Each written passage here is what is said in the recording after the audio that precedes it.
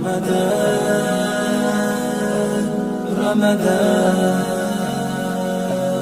رمضان رمضان مرحبا يا رمضان. بسم الله الرحمن الرحيم. اللهم ارزقني فيه الذهن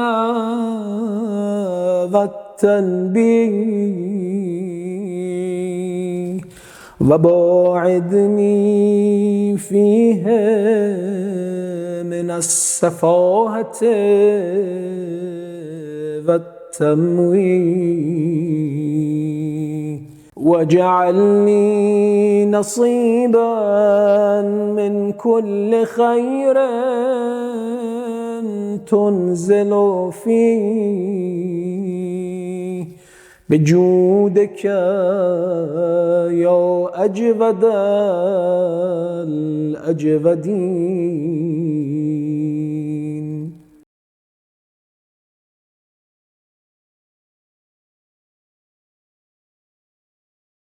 بسم الله الرحمن الرحيم والصلاة والسلام على سيدنا ونبينا العبد المؤيد والرسول المسدد المصطفى الأمجد حبيب إله العالمين أبي القاسم محمد لا سيما ابن عمه علي بن أبي طالب وأولاده المعصومين حجج الله وعجل الله تعالى في فرج مولانا صاحب الأسر والزمان. Hörmətli müminlər, Peyğəmbərin xutbəsindən danışdıq, Şəbaniyyə xutbəsi adlanıb. Ki, Şəban ayının sonuncu cüməsində Peyğəmbər bu xutbəni buyurdu ki, oruçluq haqqında müminlər nə məsələləri, nə şeyləri nəzərdə almalıdırlar. Bəzi sözlərdən danışdıq, çox qısa izah etdik ki, yetişdik Peyğəmbərin bu sözündə ki, buyurdu: Eyyühennas men fetere minkum saimen mu'minen fi hâdeş şehr. Kimsə bu ayda bir oruç tutan müminə iftar versə, ona ihsan eləyə bir yemək, iftarını mən verdiyim yeməgindən açsın, iftar eləsin. Buyurdu, elə bir canını cəhənnəmin otundan xilas eləyibdir. Nəcat verib özünü cəhənnəmin otundan.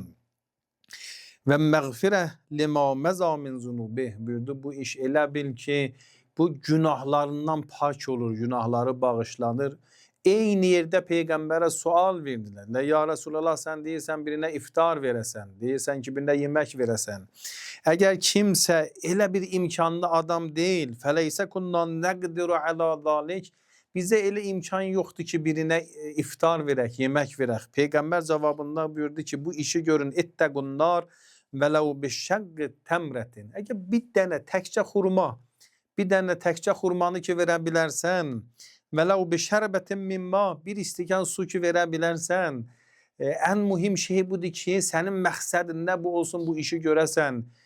Ola bilər ki, təkcə bir xurma ilə olsun. Peyğəmbər buyurdu, yemək deyəndə sizin fikriniz buna getməsin ki, elə bir süfrə salasan ki, orada rəng-rəngdə növ orada yemək olsun. Yox, söz bu deyil. Söz budur ki, sən iftar verəsən, olur bir dənə xurma olsun. Mən nə yaxşıdır burada bir rivayətə işarə edəyəm. Hüseyin ibn Əbil Əlam İmam-ı Sadiq əleyhisselamın səhabələrindəndir. İmkanlı bir insan olubdu. Deyir, Kufə şəhərindən 20 neçə nəfərdik bir qrupla gedirik Məkkəyə, həccə. Bu üçün imkanlı idi, hər bir yerdə ki yetişərlə, ərəb dilində ona mənzil deyərlər. Orada bir ağacın kölgəsi vardı, bulaq vardı, su vardı.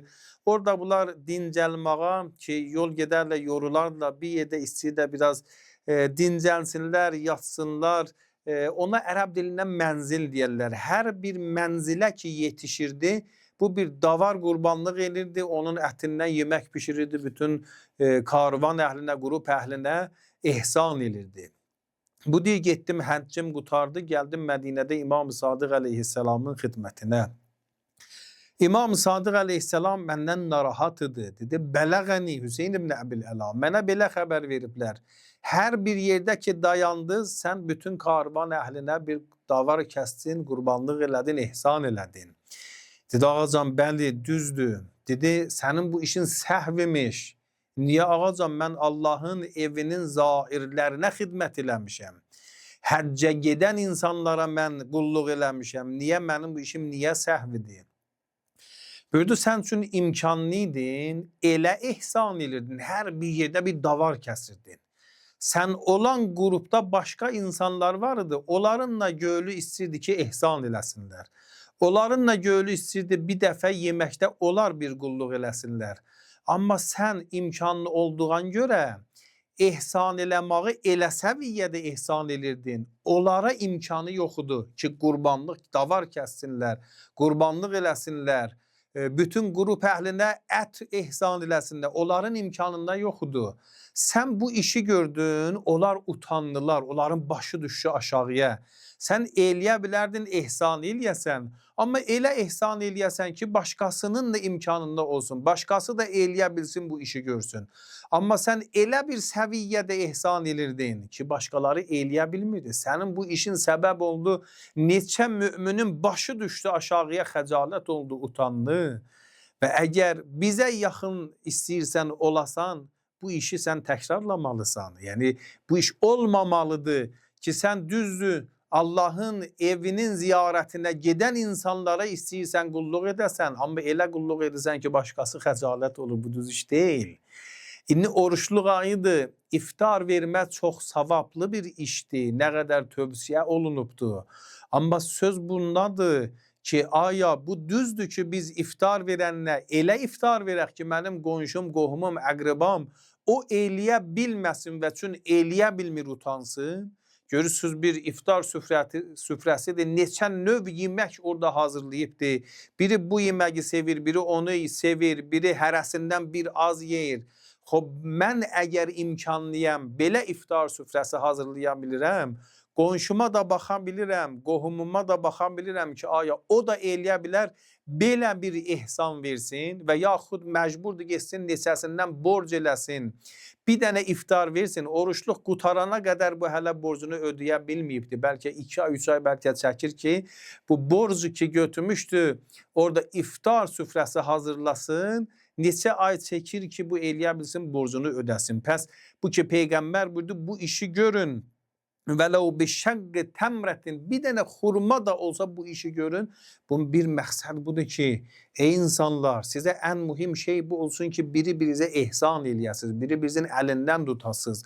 Amma bu ki, mən deyim imkanlıyam, elə iftar verirəm ki, başkasının imkanında yox, bunlar düz iş deyil.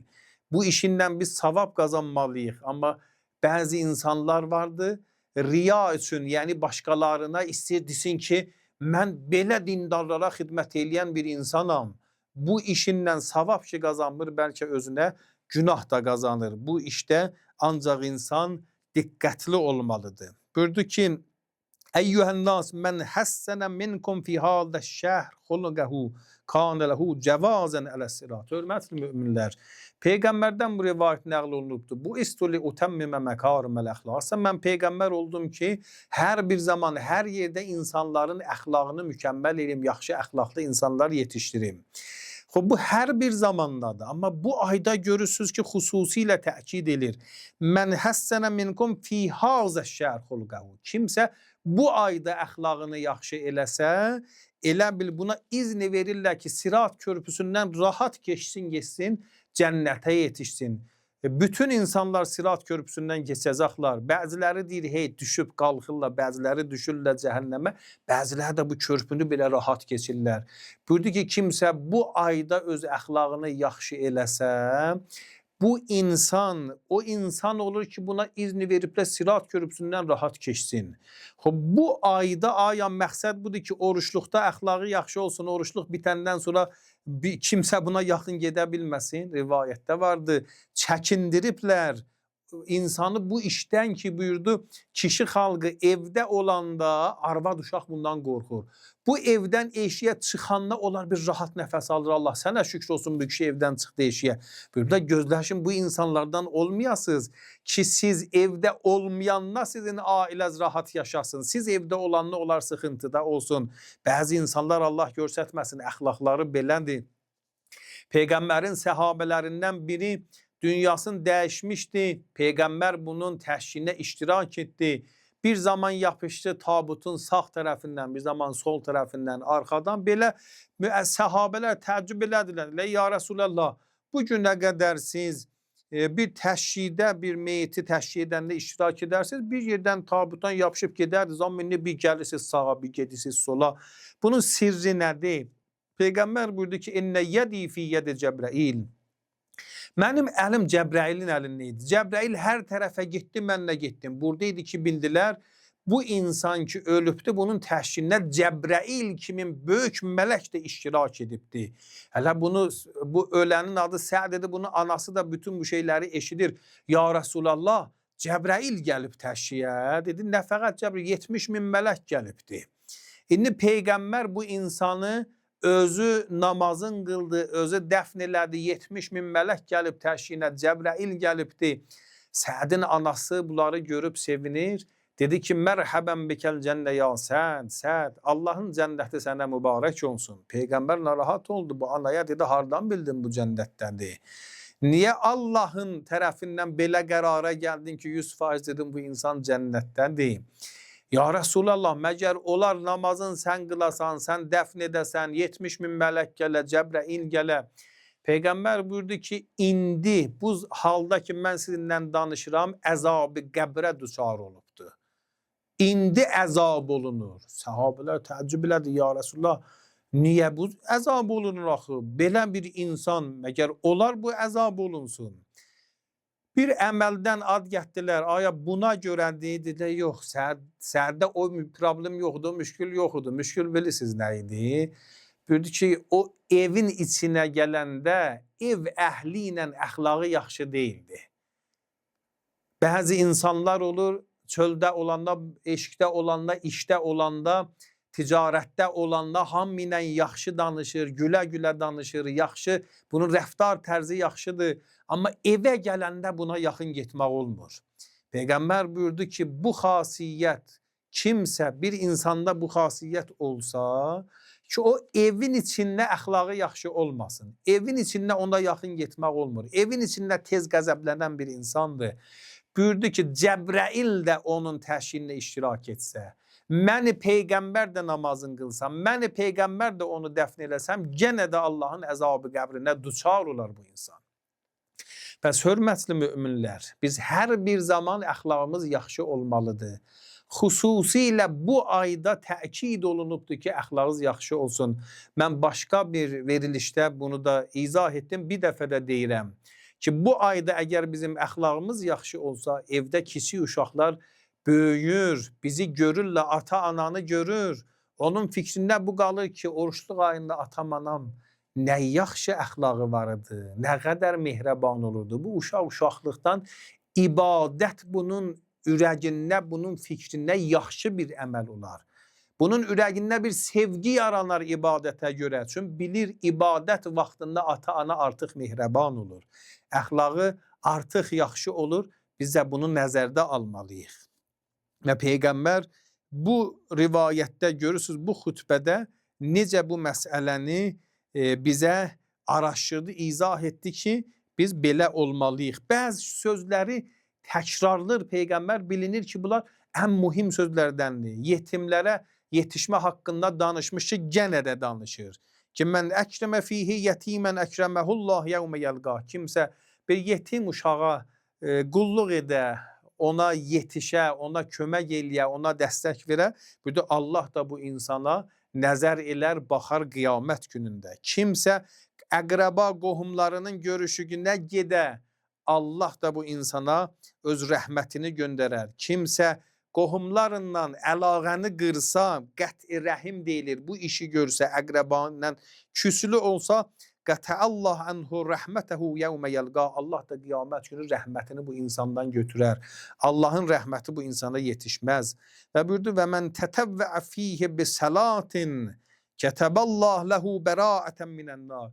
Kimsə vacib namazların qılır ki, heç o yerində əlindən gələn müstəhəb namazlar da qılır. Buyurdu ki, Allah elə bil Buna bir məktub kimin yazır mələklərin əlinə yetişsin ki, ey mənim mələklərim, bu insan ki, vacib əməllərin yerinə yetirdi, o heç başardığı qədər müstəhəb namazlar da qılır. Bunu cəhənnəmin otundan uzaq eləyin. Və mən ədda fihi fərzən kanə ləhu səvabu mən ədda səb'inə fərizə. Bir vacib əməllərimizdə qılırıq, savabı başqa vaxtlar kimin deyil.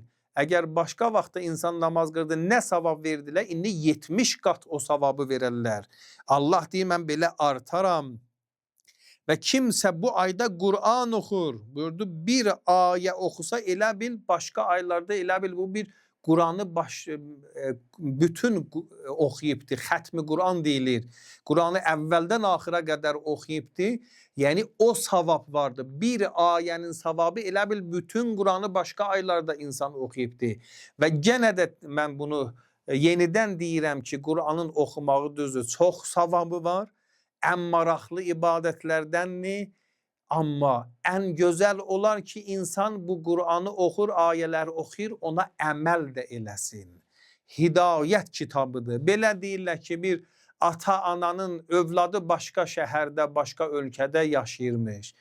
Bu ata bəzi zamanlarda məktub yazıb, bu uşaqlara göndərirmiş. Bu uşaqlar da atadan gələn məktubları öpüb gözünün üstünə qoyub bir taxtaya qoyurmuşlar, bir yerə qoyurmuşlar. Amma heç aşmırmışlar, görürlər ki, bunun içində nə yazılıbdır. Bir zaman geçir, bunlar maddi sahədə sıxıntıdaymışlar. Qız biri ilə ailə qurur ki, bu yaxşı insan deyilmiş. Bu yaxşı insan olmadığına görə bu qız nə qədər çətin yaşayır. Oğul üçün pulu yoxmuş. Gedir, oğurluq edir, bunu tuturlar türməyə düşür, neçə zamandan sonra gəlir, çıxır eşiyə. Bütün bu sıxıntılardan, çətinliklərdən sonra deyirlər, bu məktubları açaq görək, ata bizə nə yazıbdır. Görür ki, orada ata yazıbdır ki, mən filan bankda sizin olduğunuz hesaba pul köçürmüşəm, o puldan götürün, rahat yaşayın. Bunlar məktubu oxumayıblar, ancaq öpüb gözlərinin üstünə qoyub ora qoyublar. Görür ki, orada pul göndəribdi bu oğula ki, əgər bu oğul bunu açsaydı, görsəydi burada pul vardı, heç oğurluq dalıca getməzdi. Bunların müşkülü nədə oldu? Atadan gəldik məktubları ancaq öpdülər, qoydular gözlərinin üstünə qoydular bir qırağa. Onu açmadılar oxuyələr. Biz insanlar da Qur'anla bəzi zamanlar belə rəftar edirik. Qur'anı ancaq öpüb gözümüzün üstünə qoyuruq, bir qıraqda Qur'anı saxlayırıq. Amma Qur'anın içindəkini oxumuruq ki, əgər oxusaq görürük, bizim həyatımızda olduğumuz müşkülləri Allah orada yol göstəribdi. Allah bizə deyibdi ki, hansı yolundan insan geçsə Allahın cənnətinə əl tapar, cənnəti əldə edər. Ərəb dilində hörmətli müminlər, bir nur kəlməsi varımız, sözü varımız, bir zülmət. Nur sözü cəm bağlananda insan istəyər deyə bir dənə nur yox, neçə dənə işıq, bir dənə işıq yox. Buna ərəb ənvar deyər, yəni işıqlar. Zülmət, bu ki insan qaranqılıqda ola.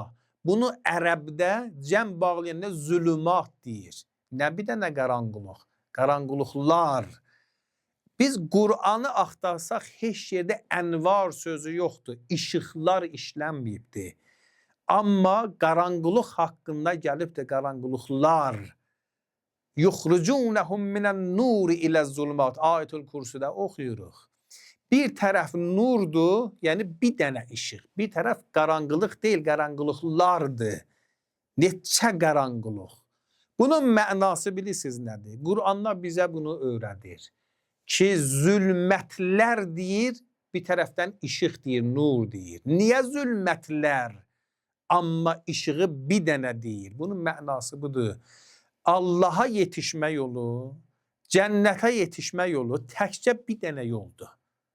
İşıqlar yoxumuz, bir dənə yoldur, o da budur ki, insan Allaha tabi olsun. Amma cəhənnəmə getmə yolu necədir? Cəhənnəmə getmə zülmətlərdir, qaranqılıqlar var bu yolda. İnsan istəyə cəhənnəm yolu gedə, şeytan hər insana bir yol göstərir. Birini bu yolundan anladır, birini o yolundan anladır. Hərəni bir yolundan anladır və biz dikkatli olmalıyıq. Kur'an'da bütün bu şeyleri bizlere öğretir Allah. Ki insan bunu bilginen şeytan sana zulmetler yolu gösterer. Birini bu yolundan alladıbdı. Sen belki diyesem ki ben o sahada dikkatliyim diye seni de başka yolundan alladar. O bir insanı başka yolundan alladar. Ama kimse Allah'a isteyir yakın olsun, onun yolu bir denedir. O da budur ki insan Allah'a bendelik etsin. Allah'ın ettiği emrilere insan tabi olsun. Ve buyurdu eyyühen nas inne ebvâbel cenan fi hâzâ şehr mufettehe fes'elû rabbekum ellâhu yugalligaha aleykum. Buyurdu bu ayda Allah'ın cennet kapıları sizin üzünüze açıqdır. Allah'tan isteyin ki oruçluq bitəndən sonra cennet kapısını sizin üzünüze bağlamasın. Ey hürmetli müminler, bu insanın özündən asılıdır. Bu mənəm ki eləyə biləm oruçluğun özündə və yaxud oruçluqdan sonra elə rəftar edim ki cənnətin qapıları mənim üzümə genə də açıq olsun. Genə də mənəm ki elə rəftar edə biləm ki oruçluqdan sonra cənnətin qapısı mənim üzümə bağlansın. Bu şeylər insanın özündən asılıdır. Əmirul Müminin Fitr bayramında, oruçluq bayramında ki namaz qılınır, Fitir bayramını qiyamətə oxşatdı Əmirul Müminin. Orada Əmirul Müminin bir sözü var. Buyurdu ey insanlar, oruçluq qutarıbdır, siz gedirsiniz ki bayram günü namaz qılasınız. Burada evdən çıxırsınız. Vəzkuru bi xurucikum min mənazilikum. Buyurdu evdən çıxırsınız namaza gedəsiniz. Bunu yadınıza salasınız ki qiyamət olubdur. Qəbr evindən çıxırsınız, gediriz məhşərə, gediriz qiyamətə. Vəzkuru bi vuqufikum fi musallakum. İndi gözləyirsiniz məsciddə namaz qılasınız, Fitr bayramının namazını qılasınız. Orada dayanmışsınız, gözləyirsiniz. Əmirul Müminin buyurdu bunu yadınıza salın ki qiyamətdə məhşərdə durubsuz. Gözləyirsiniz, görəsiniz ki sizi cənnətə aparacaqlar və yaxud cəhənnəmə getməlisiniz. Əmirul Müminin buyurdu Fitr namazı qutardı, gedirsiniz evlərinizə. Buyurdu vəzkuru bi rucuikum ila mənazilikum. Gedirsiniz evinizə, bunu yadınıza salın. Sizlər iki hissəyə bölünürsünüz. Bəziləriniz oruçluq bitdi, qutardı. Fitr bayramının namazında qıldınız. Bəziləriniz mənazilikum fil cənnə. Özünüzü tərbiyə eləmişsiniz. Oruçluq qutarıb cənnət yolu gedirsiniz. Oruçluqda başa düşdünüz. Oruçluqda siz özü yetişdirdiniz. Tərbiyə elədiniz ki oruçluq qutarandan sonra yenə cənnət yolu gedəsiniz. Amma Əmirul Müminin buyuruyor bir sıra insanlar bir ay oruç tutar. Fitr bayramında namazda qılar. Amma namaz qutarandan sonra öz evinə gedər cəhənnəmlə. Yəni bir ay geçti oruçda tutdu. Genə də bu rəftar tərzini dəyişə bilmədi. Ki cənnət yolu geçsin. Genə də cəhənnəmə tərəf gedir. Nə pisdir Allah bir ayda zəmin yarattı. Bizlər özümüzü tərbiyə edək. Allah'a bəndəlik edək. Əmirul Müminin buyuruyor bir sıra insanlar var. Genə də cəhənnəm yolu gedərlər. Və bu çox pis bir şeydir ki insan bir belə biləsinə zəmin yarana ki özünü yetiştirə, tərbiyə edə, oruçluq qutarandan sonra da Allah bəndəsi ola. Amma genə də bu insan günahlara tərəf gedir. İnşallah bu xutbənin davamın gələn verilişdə hörmətli müminlərə izah edərik. Vəssalamu aleykum və rəhmətullahi və bərəkatuhu.